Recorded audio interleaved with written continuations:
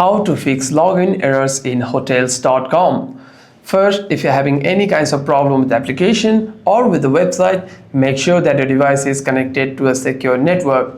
Swipe down on the control center and tap on your Wi-Fi or cellular data to connect to a better network.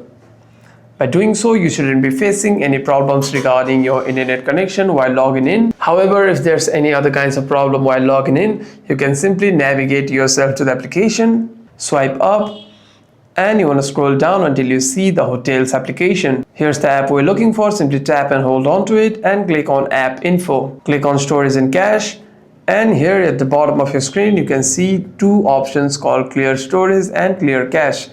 You're going to tap on clear cache, and if you want to delete the files, you can simply tap on clear storage to delete the files. By doing so, the next time you open the application, you shouldn't be facing any problems regarding your login.